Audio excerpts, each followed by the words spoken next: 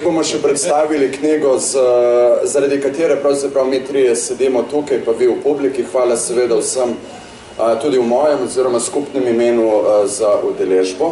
Se bomo potrudili, da naredimo celo stvar malo zanimivo. Definitivno pa ne pričakujte, da bomo v eni uri rešili vprašanje, ki ga mednarodna skupnost ni sposobna rešiti 70 let.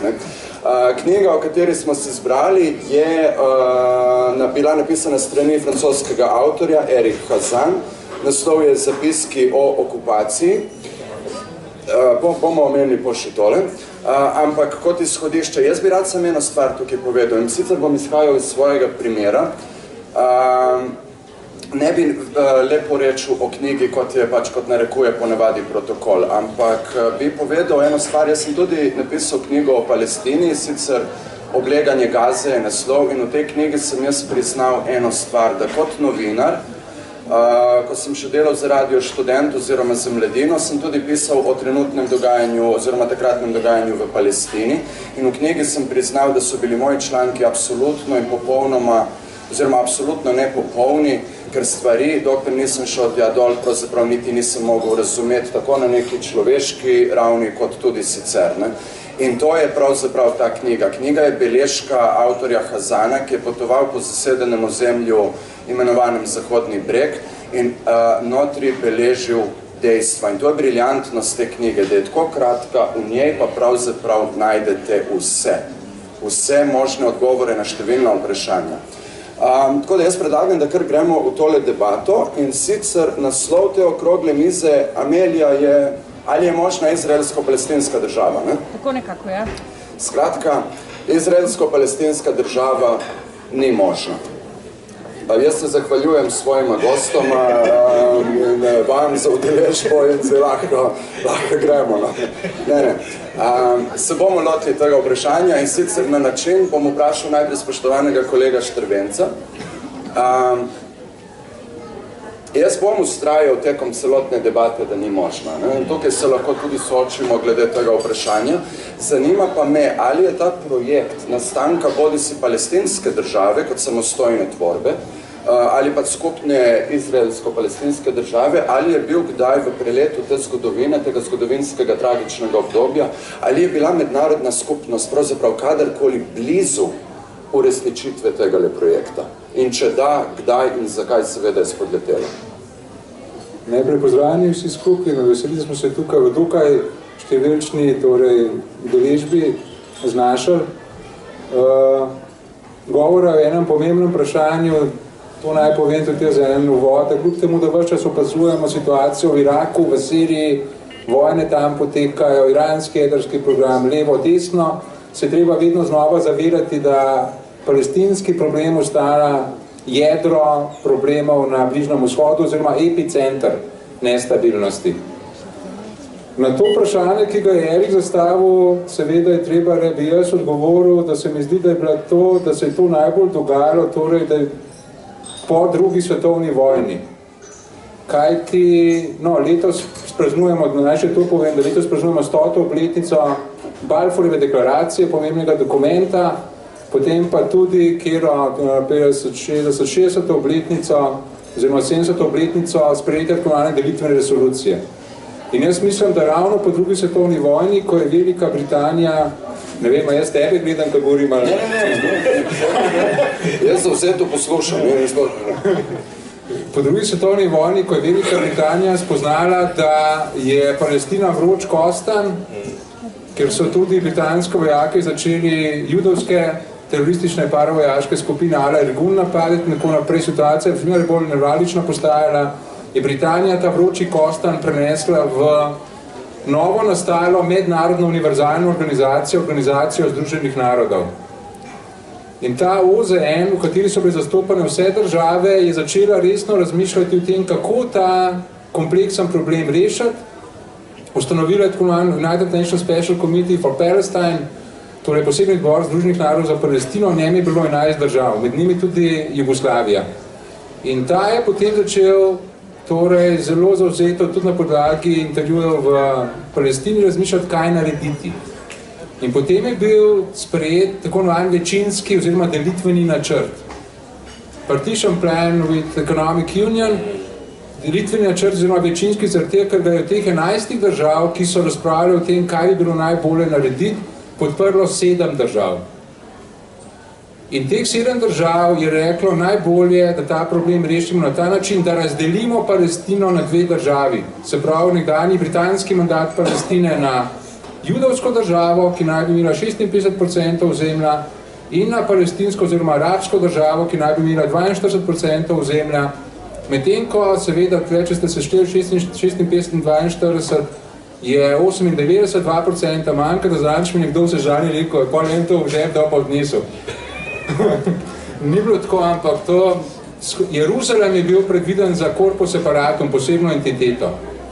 In potem je res ta večinski načrt, ki ga je 7 držav podprlo, ne pa tudi Jugoslavija, Iran in pa Indija, ki so predlagale skupno državo, izraelsko-palestinsko državo, oziroma judovsko-palestinsko državo, oziroma federacijo z glavnim mestom Jeruzalem. Torej, ta večinski načrt delitve Palestine je potem dejansko Generalna skupščina OZN podprla 29. novembra 1947. A veš, torej, cenjena sogovornika, pa tudi vsi ostali veste, da se marsikaj govori o Palestini, interpretacije so takšne in drugačne, vsak neke interpretacije podaja, sploh Izrael ima unikatne interpretacije, ampak vedno znova se morate vračati pri svojem razmišljanju v eno izhodišče. In to je ta resolucija, ki sem jo zdaj omenil, sprejeta na podlagi delitvenega oziroma večinskega načrta, to je resolucija Generalne skupščine OZN številka 181 skozi Rimsko 2. Sprejeta 29. novembra 1947. To vse do danes ostaja pravni temelj reševanja izraelsko-palestinskega problema. Torej, ta resolucija, ki predvideva tako izraelsko kot palestinsko državo, ta do danes ostaja smerokaz. Drugo vprašanje pa je, če je še mogoč ta rešitev. Naj poudarim iz pravnega vidika eno pomembno zadevo, namreč, da ta resolucija je bila sprejeta na način, ki ga ustanovna listina OZN predvideva za pomembne rešitve, oziroma za pomembne odločitve. To pomeni z dvotretjinsko večino vseh držav, ki so prisotne in ki glasujejo. 33 je bilo za, 13 proti 10 zdržanih. In to resolucijo so sprejeli, ampak seveda bistveno, Izrael je nastal, tudi ena od 2 držav, ki je predvidela ta delitvena resolucija, je nastal, že 14. maja 1948 je bil vklican, palestinske države pa vse do danes seveda ni. Torej imamo pravni temelj, vemo, kam naj bi šli, celo ko je Izrael stopal v OZN 22. maja oziroma 11. maja 1949, je celo se pravno zavezal, da bo spoštoval to resolucijo 181, ampak je ne spoštuje. In torej hočem reči, odgovor na tvoje vprašanje, da ta delitvena resolucija je bila tista, kjer se je mednarodna skupnost v najboljši možni meri približala neki elegantni rešitvi. Pa še nekaj naj poudarjam. Ta rešitev je bila zelo, bi rekel, dobra kupčija za sionistično gibanje. Leta 1947 je bilo Judov v Palestini zgolj 33% prebivalstva, posedovali so zgolj 7% zemlje, torej dobili pa so 56%, ampak že takrat je, s tem bom ta vodni del svoj končal, že takrat je predstavnik Jewish Agency v Generalni skupščini rekel, to je za nas premalo. Ta resolucija nam daje zgolj 1/8 ozemlja, ki nam je obljubil David Lloyd George ob sprejetju Balfourove deklaracije. V bistvu je s tem napovedal nenasitno početje Izraela, da si bo vedno znova prizadeval za še več jemanja ozemlja, in že v prvi iračko-izraelski vojni od 48 do 49 dejansko dobil Izrael dodatnih 21% ozemlja. Preden zastavim naslednje vprašanje, seveda me bo zanimalo, Nikolaj, če bi ti še karkoli dodal na to, kar je povedal Primož. Ampak ja, glede teh interpretacij, da se številne stvari so bile povedane, se bom jaz na eno zdaj pač v eno se vtaknil, različne interpretacije, ki jih Izrael ponuja glede pač splošne situacije in dogajanja v zgodovinski Palestini. Gaza, recimo, je strani Izraela smatrana, obravnavana kot, in to je uradno, sovražna entiteta. Zakaj? Zato, ker ta pojem v mednarodnem pravu ne obstaja. In če ne obstaja, pomeni, da se tam lahko počne marsikaj, karkoli pravzaprav. Mene zanima, recimo, gremo razširiti še malo to vprašanje, a je v Palestini, torej govorim, pa ne samo v Palestini, tudi v Izraelu, Zahodni breg, Gaza in Izrael, ali je tam vojna ali je mir. Zadnje čase smo imeli priložnost zaslediti v novicah, da se dogajajo številni napadi. Palestinci so sedeli v avto in se zaleti v skupino pešcev v Jeruzalemu. Napadi so z noži in tako naprej. 2 intifadi sta že bili, od 87 do 93, od 2000 do 2006 oziroma 7, tukaj so mnenja nekoliko deljena. Mene zanima, ali je zdaj trenutno 3. intifada, ki je pa tokrat nihče niti ni razpisal.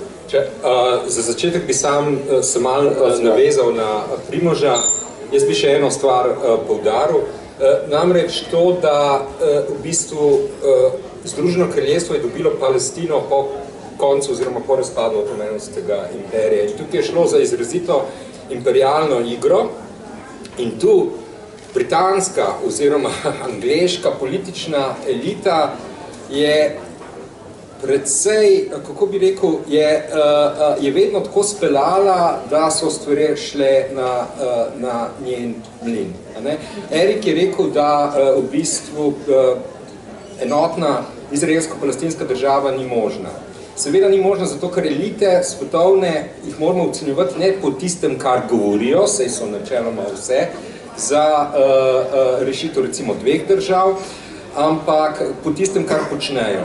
In tu je recimo britanska politika vis-a-vis Palestini ne nič drugačna, kot je britanska politika vis-a-vis celemu imperiju.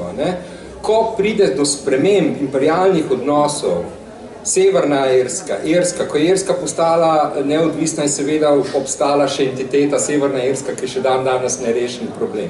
Ko je Indija postala neodvisna, je nastal zahodni in vzhodni Pakistan, kasneje Bangladeš.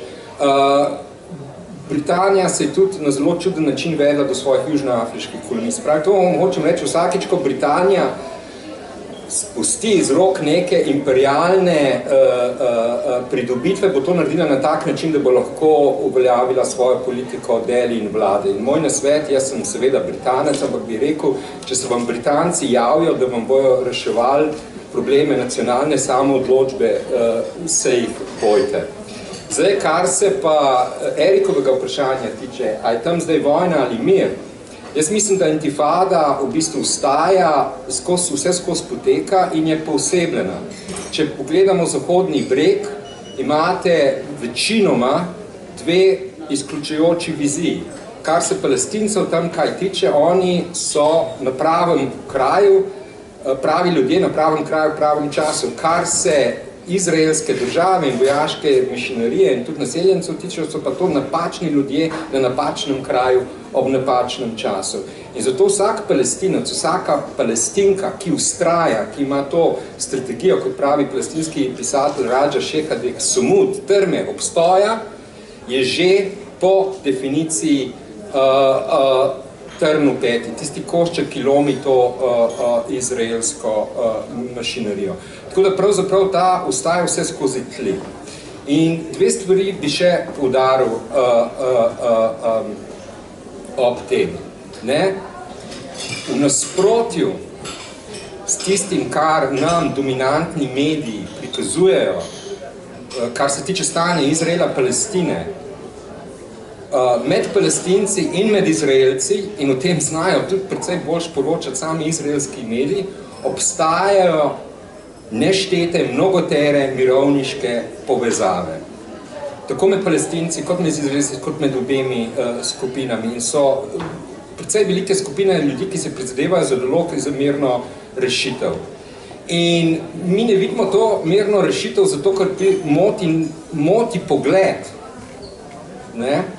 Kot se je izrazil major general Amos Gilad v depeši, ki jo je razkrila afera Wikileaks, mi ne znamo dobro delati Gandija. On se je v bistvu je komentiral to, da izraelska vojska, ta vojaška mašinerija, se ne ve, kako in to je pravilna beseda, se ne ve, kako se spopasti z nenasilnim protestom. To pa tudi zato, in to je tudi pomembno upozoriti, zato ker ta nenasilna dejanja odpora tudi sprožajo globoke dvome med pripadniki in pripadnicami izraelske vojske. Sami imate tudi iznotraj teh vrst pomembne disidentske posameznike, posameznice in skupine, ki se preprosto nočejo več tega iti, ne samo v imenu neke palestinske dignitete, ampak tudi ker se zoprstavljajo temu, da bi bila brutalizacija izraelske družbe in države, se zoprstavljajo temu, da bi ta bila popolna in neminovna. Jaz bi tukaj samo eno osebno stvar dodal, tudi glede tega vprašanja, ali je tam vojna, se vrečem, ali mir, definitivno je vojna, mir vsekakor ni. Jaz sem bil v Gazi 4-krat in če se štejemo vse skupaj, mislim, da sem tam preživel neke dobre 3 mesece in pol nekaj takšnega. Ne? To razlagam zato, da boste razumeli, intimno poznam nekatere stvari. In, moji prijatelji, ki bi tukaj bili definitivno v tej družbi levičarji, ker so liberalni, so odprti in tako naprej, ampak oni so mi vsi rekli, pač, to je bilo leta 2014, ko sem bil nazadnje tam, da bodo na naslednjih volitvah, ukolikor bodo volitve, volili pač islamski džihad. Harakat al-Makawma, Harakat al-Džihad al-Islami, torej gibanje za islamski džihad. In jaz sem rekel, pa dobro, pa zakaj? In so mi povedali, gledajte, mi Fatahu ne verjamemo, mi Hamasu ne verjamemo. Jaz upam, da nisem tukaj preveč podroben, ne bom šel globlje od tega, ne? Ampak vodilnima gibanjema ne verjamemo. Vsi imajo neke svoje vizije, kako rešiti to stvar itd. Dejansko se pa mi že 30 letja pogajamo za vedno manjši kos Palestine. Ne? In to je nekaj, kar se pač dogaja. In to je briljantnost pravzaprav te knjige, ne? Ker Hazan zelo to dobro ponazori. Ne? Jaz sem pol intervjuval enega od voditeljev islamskega džihada, Haleda El-Bača. In intervju se je začel tako, sem jaz rekel, ok, vi veste, kak imidž imate v svetu, v mednarodni skupnosti, ampak prosim, da slišim od vas, kaj pa ste vi, kaj je islamski džihad. Ne? In pol je on začel razlagati, da tudi po mednarodnem pravu, da tudi mednarodno pravo priznava pravico do samoobrambe. In jaz sem ga takoj prekinul, jaz sem si prizadeval 2 tedna za ta intervju in se ni bilo dobro takoj kregati s stricom. A jaz sem rekel, nikjer v mednarodnem pravu ne piše, da je komurkoli dovoljeno ciljati z raketami, čisto pogovorno povedano, ne? Civilna mesta, civilne kraje in tako naprej. In me je on polustavil in je rekel, mi bombardiramo svoje vasi in svoje kraje. Mi nismo teroristična organizacija, da bi napadali ljude izven zgodovinske Palestine. Ne? In mi, kar hočemo pokazati Izraelcem, je to, da pač okupacija stane. In ta davek se plača v krvi. In ta intervju je mene pač pustil v velikih dvomih, do dan danes nimam teh stvari razčiščenih, seveda, da je to napačno, seveda, da je to narobe, vojna nikakor ni pravilna in vsi ti napadi seveda, da niso. Ne? Ampak ko se poskušaš dati v logiko, ki tam vlada že toliko desetletij, logiko, ki zastruplja generacijo za generacijo na obeh straneh, ne, pravzaprav vidiš, da tukaj neke rešitve absolutno ne more biti. Ne. Ampak mene zanima, zakaj recimo mednarodna skupnost tega ne reši. A je to, jaz vem, da je to naivno vprašanje in ga bom takoj podkrepil z dodatnim podvprašanjem, da ohranim nekako svoj imidž tukaj. Ali je v interesu sploh mednarodne skupnosti, tu govorimo seveda o glavnih velesilah, svetovnih velesilah, ne, in regionalnih velesilah od Katarja, Saudske Arabije do Turčije, tudi in Irana v končni fazi, da se ta problem pravzaprav sploh reši. No, ko govorimo o mednarodni skupnosti, bi se jaz najprej navezal malo na Nikolaja, ko je govoril o britanski imperialni politiki. Namreč, kot sem že omenil, kot vsi vemo, je letos 100. obletnica Balfourove deklaracije, ki je pravni oziroma politični temelj nastanka Izraela. Pomembno je poznati ozadje, zaradi katerih je Britanija bila pripravljena to kratko pismo poslati Rothschildu, torej visokemu predstavniku britanskih sionistov, in v njem obljubiti National Home for Jewish People in Palestine, Prvi je bil strateški. Britanija je hotela povezati svoje kolonialne posesti v Aziji in v Afriki, predvsem Kairu in na Deli. In ta povezava je bila prekinjena predvsem v Palestini, kjer je Osmanski imperij, za katerim je že stala Nemčija, torej prekinjala to povezavo. Zato so rekli Britanci, če damo to ozemlje torej sionistom, potem nam bodo večno hvaležni in imamo to povezavo zaščiteno. Hoteli so Britanci tudi preprečiti, da bi Rusija izstopila iz vojne, kar ni bila pravilna ocena, ker Rusija je izstopila iz prve vojne.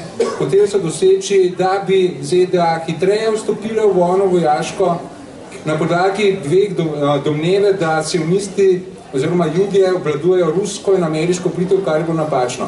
Rad bi pa pravzaprav četrti razlog poudaril, predvsem danes, ko se nenehno govori, kako zelo fanatičen je islam, kako ti muslimani pravzaprav kar neki se razstreljujejo, so agresivni in tako naprej. Četrti razlog je bil ta, da je bil David Lloyd George, tedajni britanski premier, prepričan krščanski sionist. Krščanski sionizem pa pomeni, da ultra pravoverni torej protestanti, zelo konzervativni protestanti, predvsem v ZDA in pa Veliki Britaniji, verjamejo, da je vse, kar je zapisano v Svetem pismu, absolutna oziroma dobesedna resnica. In ker v Svetem pismu piše v Apokalipsi oziroma Janezovem razodete, da bo Jezus Kristus drugič prišel na zemljo, verjamejo, da bo do tega prišlo in to pričakujejo. Ampak hkrati pa piše v Svetem pismu tudi to, da bo Jezus drugič prišel na zemljo šele potem, ko bo rekonstituiran svetopisanski Izrael. Torej, zato je David Lloyd George rekel, če hočemo dobiti nazaj Jezusa Kristusa na zemljo, moramo najprej Jude zopet rekonstituirati v sveti deželi. To je pomembno razumeti tudi zaradi tega, oziroma ob tem vprašanju, ki ga je Erik zastavil, zakaj mednarodna skupnost ne rešuje tega problema, ko gre za ameriško, torej brezpogojno, pravzaprav kontinuirano brezpogojno podporo Izraelu, se treba zavedati, da danes je takšnih krščanskih sionistov, o katerih sem zdaj govoril, da verjamejo drugi prihod Jezusa Kristusa v ZDA od 75 do 100 milijonov. In to je drugi najpomembnejši razlog, zakaj ZDA pomagajo Izraelu, ker ti ljudje pravijo, ni govora, da bi dali vi Izraelci karkoli Palestincem, ker potem našega Jezusa Kristusa ne bo na zemljo. To je drugi najpomembnejši razlog za močnim ameriškim judovskim lobijem. Kar pa zadeva to neposredno vprašanje, zakaj mednarodna skupnost tega ne rešuje, treba spet mednarodno pravo nujno poznati. Kajti Izrael je leta 1967 okupiral 23 preostalih procentov te britanske mandatne Palestine.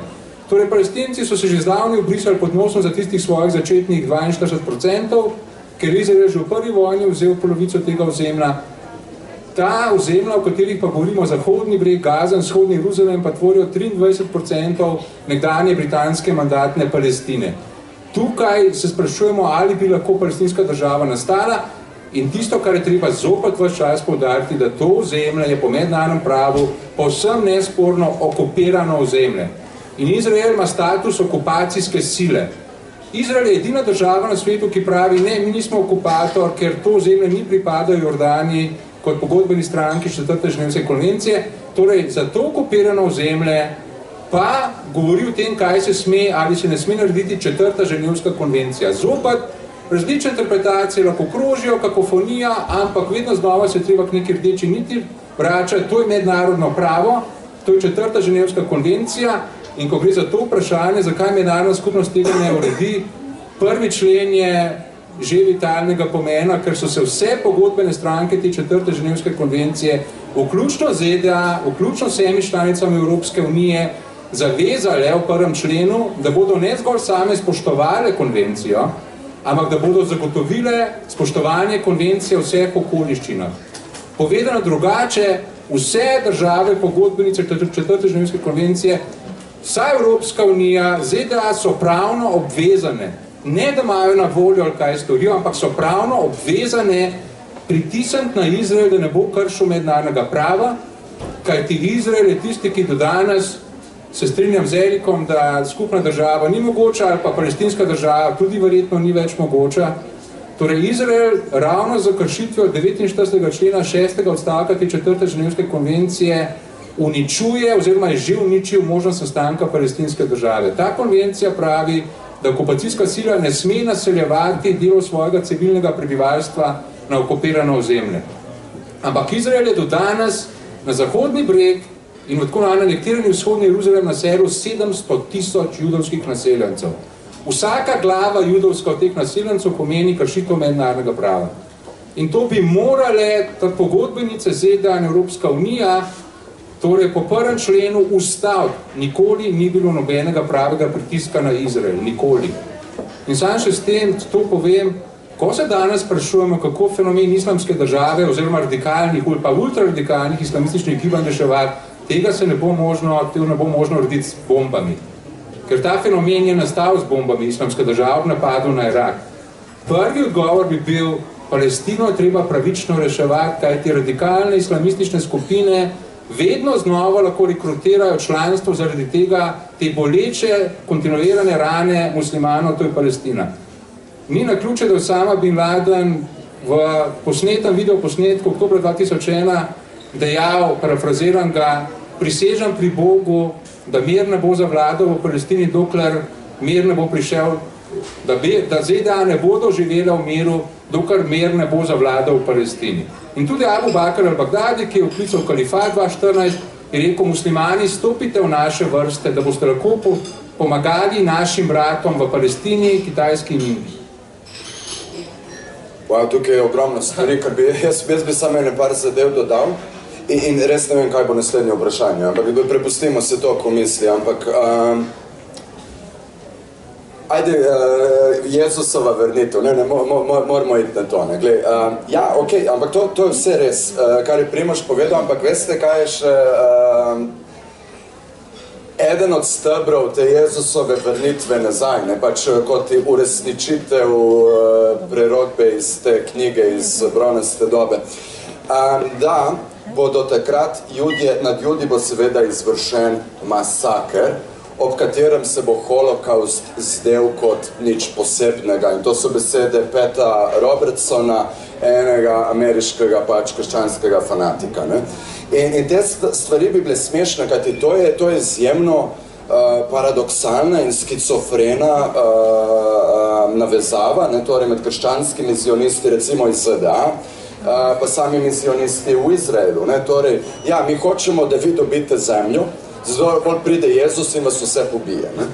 Mislim, to je resnično, to skizofreno, ampak drugemu pač ne zaupajo, to je vedno to vprašanje avtorskih pravic, kateri prerok ima prav, ne? In drugega izkoriščajo za dosego svojih ciljev. Ne? In to, ker so Izraelci imajo primat nad zadevo, jaz mislim, da so pametnejši sveda od teh ameriških.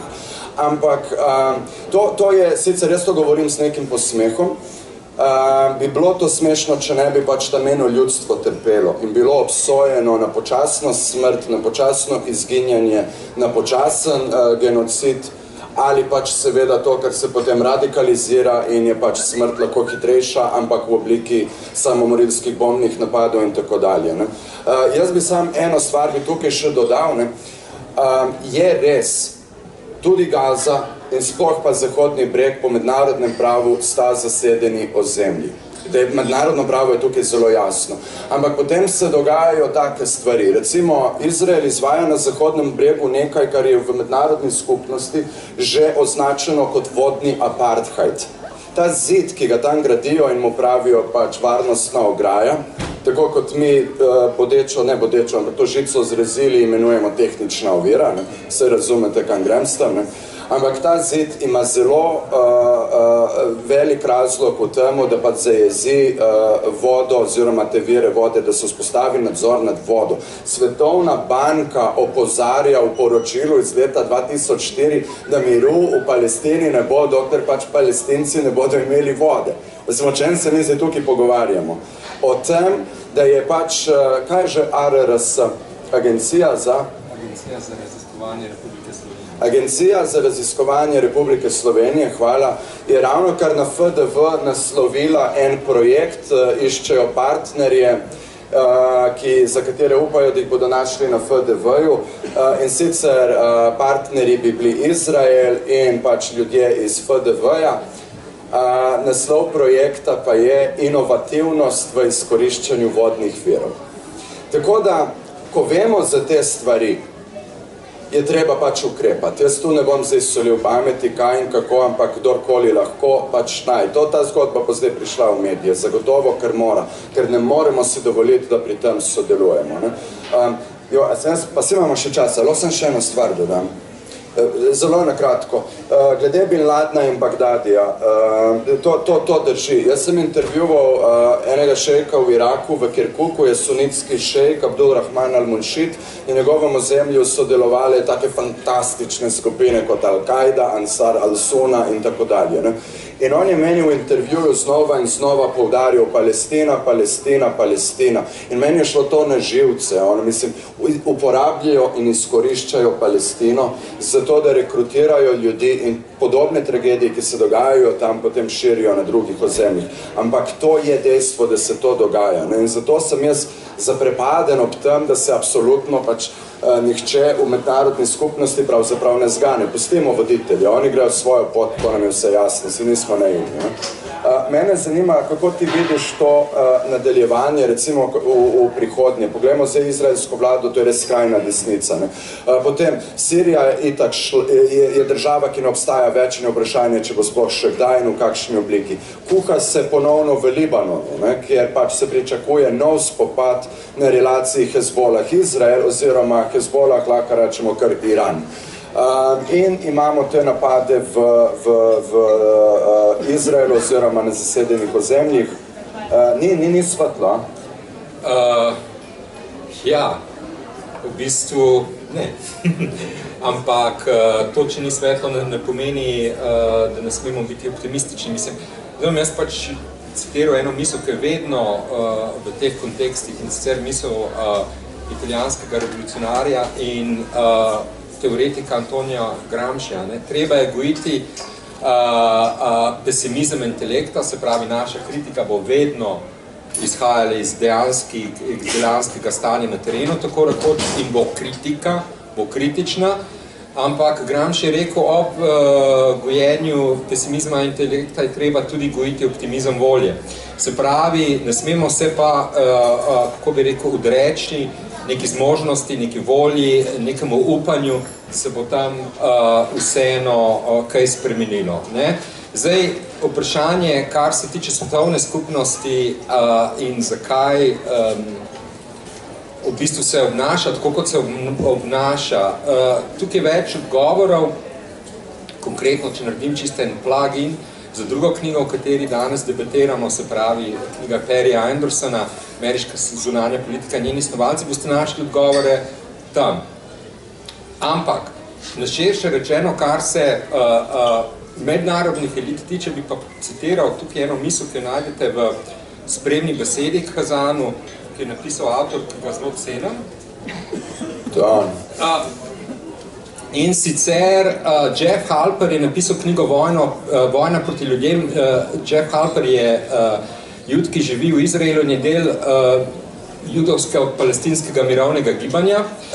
In pravi takole: okupirano palestinsko ozemlje so spremenili v verjetno najbolj nadzorovano in militarizirano območje na svetu. To je uresničanje sanj, paste zdaj, vsakega generala, strokovnjaka za varnost in policista, da bi lahko izvajal popolno biopolitično kontrolo. V razmerah, ko lokalni prebivalci ne uživajo nikakršne efektivne pravne zaščite in nimajo pravice do zasebnosti, postane na svoji zemlji laboratorij za preizkušanje in izpopolnjevanje najnovejše tehnologije nadzorovanja in zatiranje, kar daje Izraelu, paste to, prednost na visoko kompetitivnem globalnem trgu.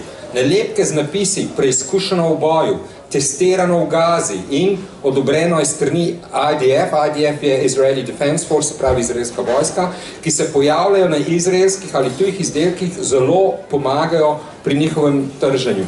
Kaj hočem s tem nakazati? Zahodni breg je v bistvu, in tudi do neke mere Gaza, seveda predstavljajo mokre sanje vsakega voditelja, vojaškega ali pa civilnega, ki si želi popolno biopolitično kontrolo nad svojim prebivalstvom. To, kar se dogaja potem v Gazi oziroma v Zahodnem bregu, pride do preizkušanja in tudi izpopolnjevanja različnih materialnih in nematerialnih sredstev nadziranja in zatiranja. In v tej mreži potem seveda Izrael vstopa v te mednarodne politične vode in prihaja do kar se v politologiji reče recipročne asimilacije elit. Se pravi, ta tehnika, ti načini nadzorovanja in kaznovanja ne ostane samo v Izraelu, ampak so dobesedno izvoženi tudi povsod do grota. In če vas zanima, kako daleč grejo te zadeve, potem recimo iz dveh okolij, ki jih poznam relativno dobro, se pravi slovensko, Miro Cerar je imel svetovalca za stike z javnosti, ki je bil povezan z izraelsko vojaško industrijo. Priti Patel, kabinetna ministrica v vladi njenega visočanstva Združenega kraljestva, je morala odstopiti. Zakaj? Zato, ker se je na skrivaj, mimo vednosti premijerke Therese May, dobivala s predstavniki izraelske politike. In smo povsem lahko popričani, da se niso pogovarjali o tem, kako si bo Priti Patel preuredila svojo stanovanje oziroma hišo, niso se o takih domačijskih stvarih pogovarjali, ampak o mnogo bolj, kako bi rekel, ofenzivnih zadevah, ki so pa ofenzivne tudi nam, tudi preostalemu globalnemu prebivalstvu. Prosim. Ja, jaz bi tukaj še dodal, ko ravno govorimo o politiki ZDA, se strinjam torej, da ta izraelsko testiranje visoke tehnologije varnostne je pomembno, ampak naj vendarle dokončam to zgodbo, zakaj so ZDA od leta 1973 do 2006 v varnostnem svetu OZN, ki bi edini pravzaprav lahko najbolj generalno uvedel sankcije proti Izraelu, dale 28krat veto. Torej ZDA sistematično v glavnem organu OZN vlagajo veto. Prvi razlog je seveda tisti, ki ga vsi poznamo, naj sam malce bolj specificiram, to je judovski lobby v ZDA. American Israel Public Affairs Committee, AIPAC, je drugi najmočnejši lobby v ZDA, takoj za ameriškim društvom upokojencev in celo močnejši kot National Rifle Association, torej kot ta lobby za prodajo orožja. Yitzhak Rabin je nekoč prišel v kongres in je rekel, se ta kongres je pa bolj proizraelski kot naš lastni parlament, Knesset, ker AIPAC dela metodično oziroma sistematično. Nadzoruje vsakega od 535 članov kongresa ameriškega, če kdorkoli na kakršenkoli način karkoli pritisne proti Izraelu na tipko, na naslednjih volitvah v kongres podprejo proti kandidata z velikimi finančnimi sredstvi. Predstavnik AIPAC-a se je nekoč pohvalil ob neki večeri, gledajte, ta servet bom vzel v enem dnevu, lahko prinesem podpise 67 senatorjev, senat je zgornji dom ameriškega kongresa, ki sprejema pomembne odločitve z dvotretjinsko večino, 67. Torej, to je prvi razlog, drugi tako sem ga že omenil, krščanski sionizem, tretji pa manj znan in ne mara, najbolj temeljen.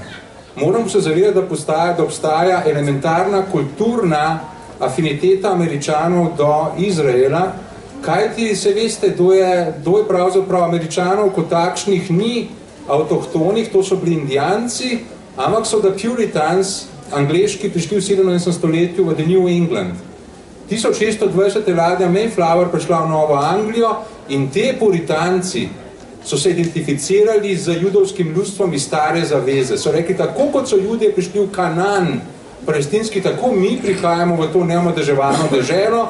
O tem pričajo na primer imena, ki so jih dajali, prazno deželo, David, Rachel in tako naprej. In pa to, da naprimer pri Pennsylvaniji imate kraja, torej Nazaret, Bethlehem, da je cela vrsta krajev po ZDA, ki se imenujejo Salem, tudi glavno mesto Oregona je Salem, pa Salemske čarovnice v Massachusettsu, se poznate, 18. stoletje. Salem izhaja beseda iz Šalom, pozdrav judovski.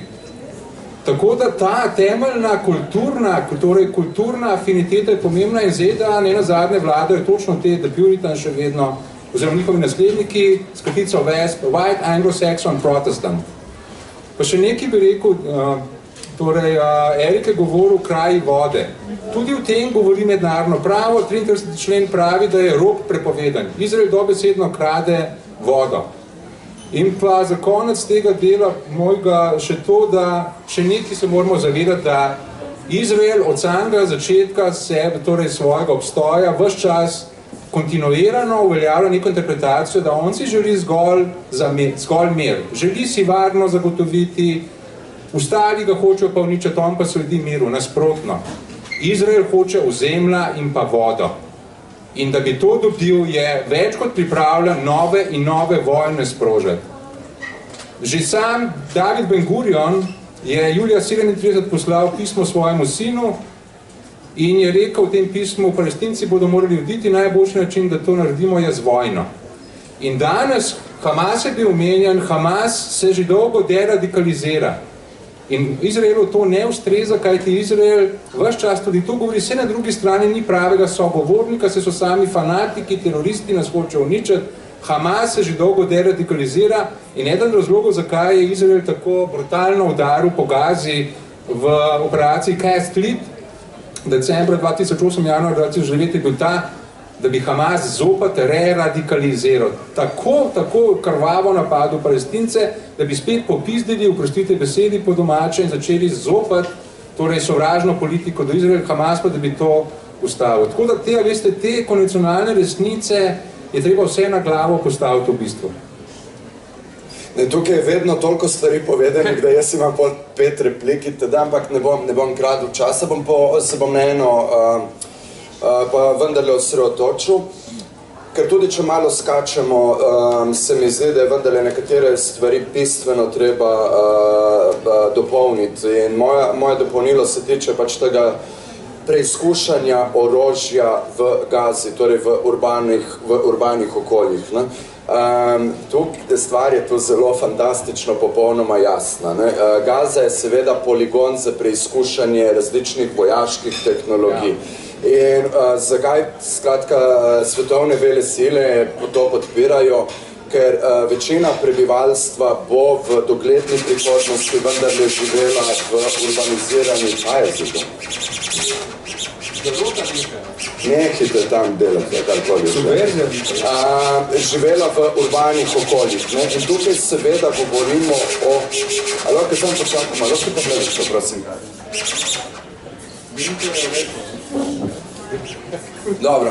Zato, ker bo večina prebivalstva vendarle živela v urbanih okoljih, seveda tu govorimo o getih, o favelah, o slamih in tako naprej. Tehnologija se preizkuša za boje v urbanih okoljih. In to poudarjam samo zato, da bi rad poudaril naslednjo stvar.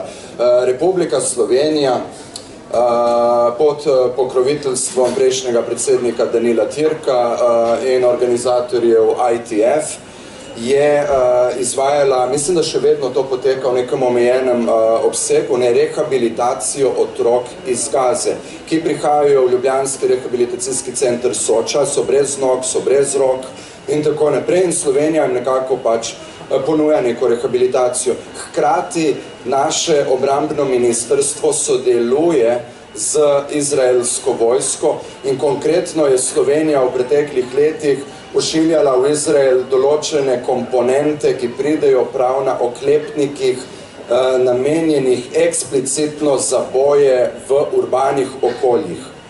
Skratka, pomagamo enim in pomagamo drugim. Zdaj, jaz nočem biti, ne bom patetičen, prodajajte orožje, sploh nima veze, ampak pol ne se pol iti rehabilitacije teh otrok. Ali eno, ali drugo, oboje pa pač ne gre. To je bil samo moj nek dodatek z namenom, da malo to tudi vržemo malo luči na to, ker na trenutke človeka malo vseeno mora biti, malo mora stisniti človeka, ja. Zdaj tako, ne. Mi se moramo vendarle malo dotakniti tudi ameriške politike in to je nekaj, kar jaz moram priznati, sploh ne znam, ker jaz ne razumem ameriške trenutne politike. Ker imamo v Beli hiši človeka, ki absolutno ga nihče ne zna brzdati. Ampak recimo, če lahko zastavimo vprašanje, kakšni so tvoji pomisleki glede trenutne aktualne ameriške politike, pa imejmo v vidu, da tudi Obamova politika do Palestine ni bila svetla, komi za kakšen odtenek manj črna od Busheve in tako naprej. Zdaj pa to ne... Dati nam. Ok, tega. Jaz bi... Dajmo za trenutek stopiti korak nazaj, ne? Nekaj, kar postane povsem jasno v Hazanovi knjigi Zapiske v okupaciji, ki je briljantno, koncizno napisana. Mislim, to je tenka knjiga, ampak jaz sem prepričan, da je Hazan trdo delal na njej, da jo je izkristaliziral. In iz knjige postane jasno tisto, kar je zdravo, razumsko jasno vsakemu. Fatah ne reprezentira vseh Palestincev, Hamas ne reprezentira vseh Palestincev, nobena politična tvorba ne reprezentira vseh Palestincev. Ampak zdaj pazite, mi moramo tudi obraten korak narediti, ki ga pa Hazan po definiciji kot jud na Zahodnem bregu, ki je zatvorno reševanje palestinsko-izraelskega konflikta oziroma okupacije, ki ga poseblja. Namreč nobena izraelska vlada, nobena izraelska politična stranka ne reprezentira vseh judov. Isto AIPAC, ki je Primož omenil, Mi vemo, da AIPAC sicer ne bi predstavljal glas judov v ZDA, je izjemno močen lobby, ampak malo manj nam je prezentno, nažalost, tudi zaradi načina, kako o tem poročajo mediji, to, da obstaja eno zelo veliko število judov vseh generacij, ampak predvsem tudi mlajših, ki se nikakor ne strinjajo s politiko AIPAC-a in se tudi imajo zelo nelagoden odnos do dveh stvari. Prvič, kako se Izrael obnaša do Palestincev in drugič, kako se vlada ZDA obnaša do Palestincev. Zdaj, kar se same ameriške politike tiče, je pa tukaj ta zelo nenavaden obrat, ki ga je dal nedavno Donald Trump, ko je rekel, ni treba več o dveh državah, premišljati, možno je o eni. Dejansko ne vemo, ker po drugi strani je pa seveda Trump se zauzema tudi za to, da bi prenesel ameriško diplomatsko predstavništvo v Jeruzalem.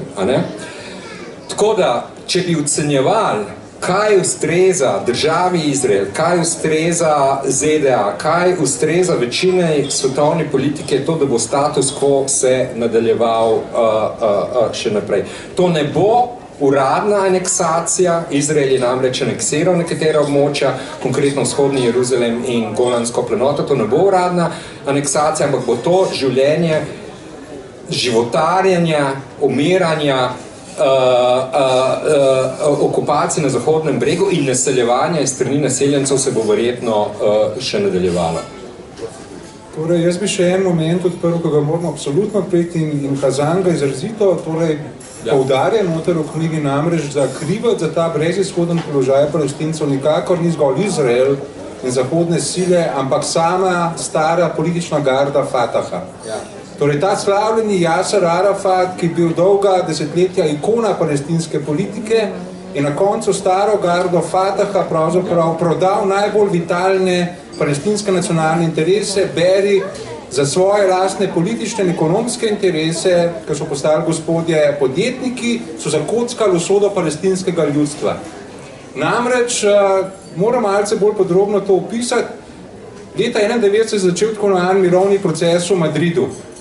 In se je začela najprej pogajati z Izraelci o palestinskem problemu delegacije samega Zahodnega brega, Hanan Ashrawi in ostali, ki je dobro vedela, da je mednarodno pravo pomembno, kaj je pomembno na samem ozemlju.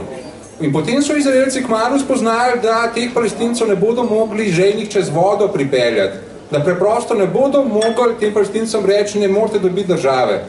In so rekli, kaj pa, če bi se mi raje obrnili od teh Palestincev, ki so prizadeti iz terena, k stari gardi Fataha v Tunis. Yasser Arafat, Nabil Shad, Saeb Erekat in pa drugi, ki je bila pravzaprav panična, namreč ni bila več v samem središču palestinskega političnega zastopstva in kar je še pomembneje, ker je Arafat podprl Sadama Huseina ob zasedbi Kuvajta leta 90, mu je Saudska Arabija zaprla finančno pipico in je bil na robu finančnega oziroma političnega kolapsa. Izraelske tajne službe so to sporočile Yitzhaku Rabinu, premijeju, so rekli, Arafat bo podpisal karkoli. Mačka v žaklu bo kupil. Izraelci so to vedeli in to se je res zgodilo.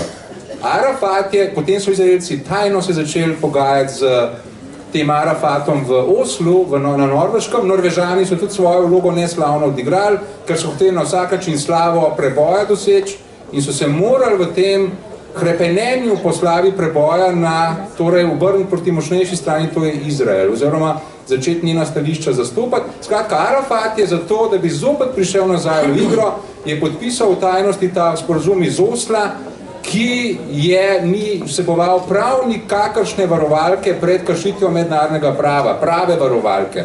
In z ničimer ni zagotavljal, da bo končni cilj država.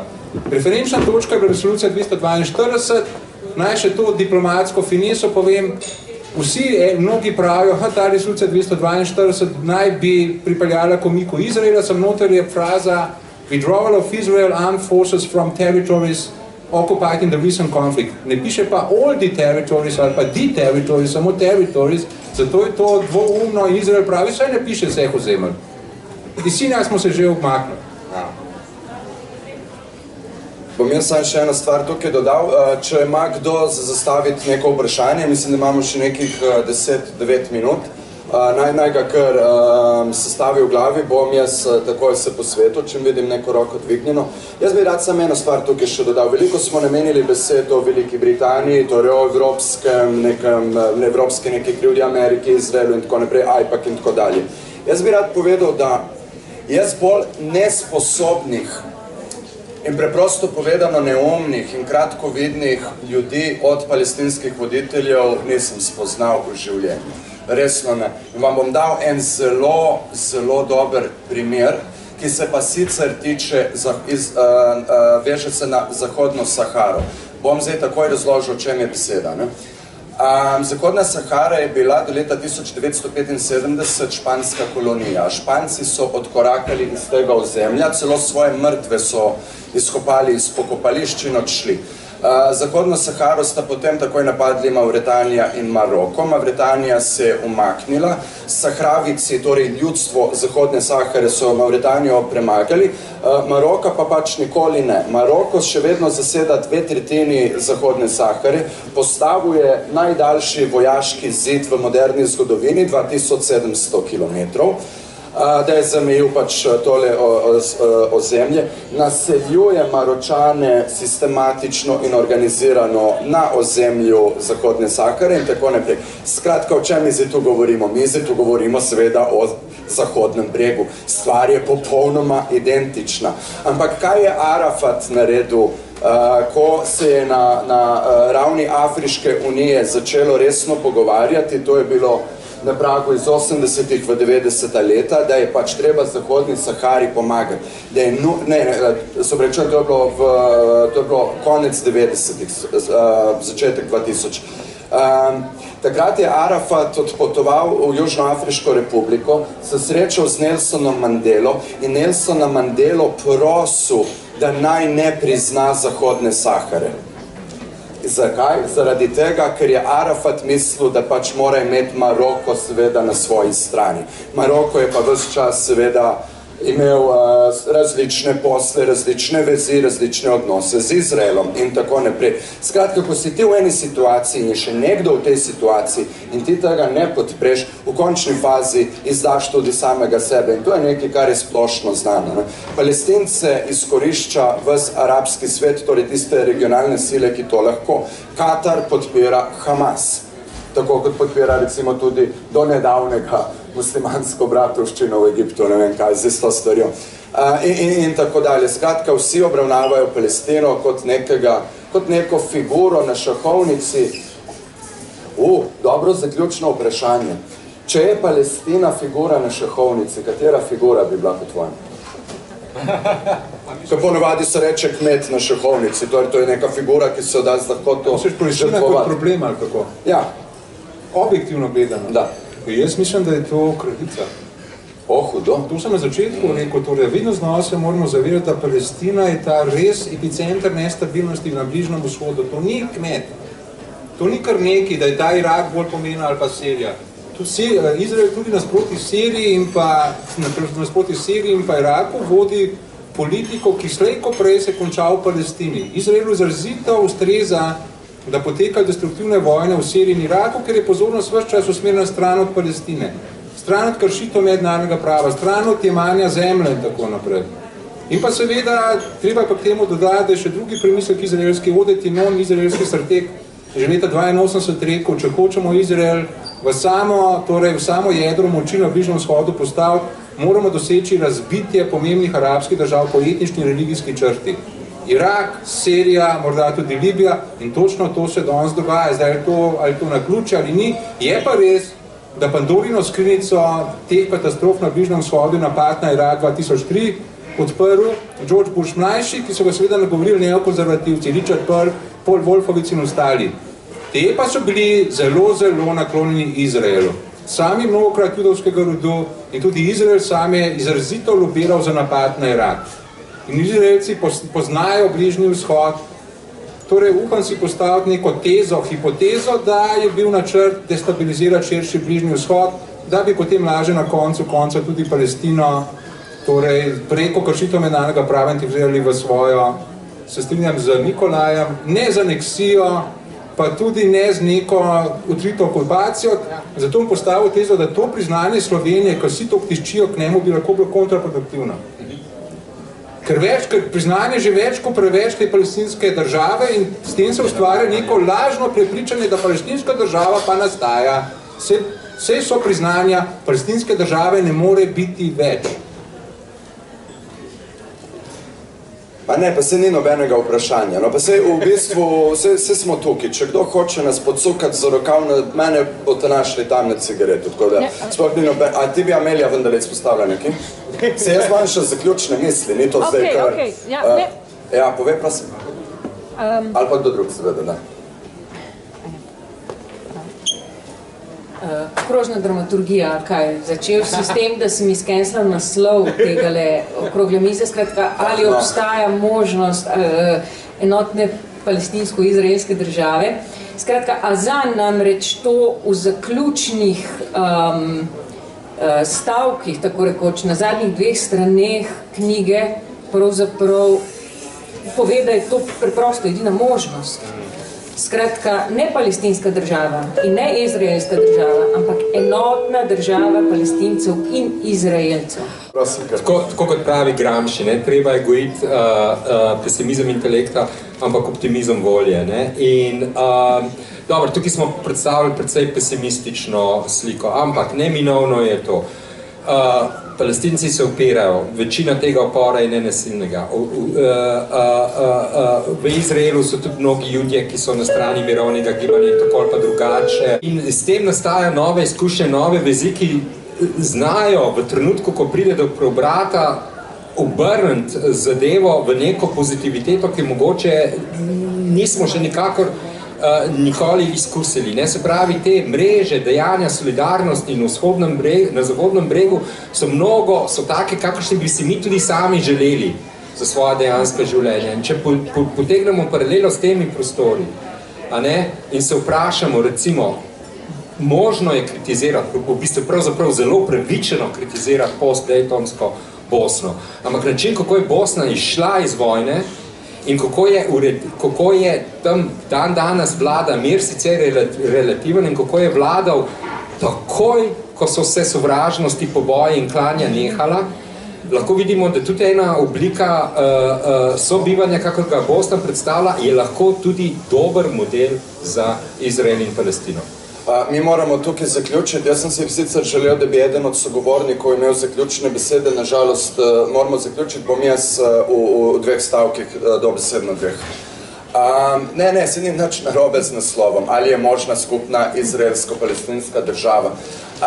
Meni je ta naslov veliko potezen samo zaradi tega, ker pogovarjati se o nastanku države v regiji, kjer države dejansko razpadajo, kot Libija, kot Sirija, kot Irak in tako naprej. Skratka, to samo po sebi kliče po realizmu in to je, ki je pesimističen seveda. Ampak meni je žal, ker se ne moramo ob lepših mislih raziditi. Jaz se vam vsem zahvaljujem in zahvaljujem se gostoma in Ameliji in založbi CF in tako naprej za tale dogodek. Upam, da ste uživali, da smo odprli kakšno vprašanje, ne nujno podali odgovore, ampak vam predali neke stvari za v premislek in tako naprej. Hvala vsem skupaj.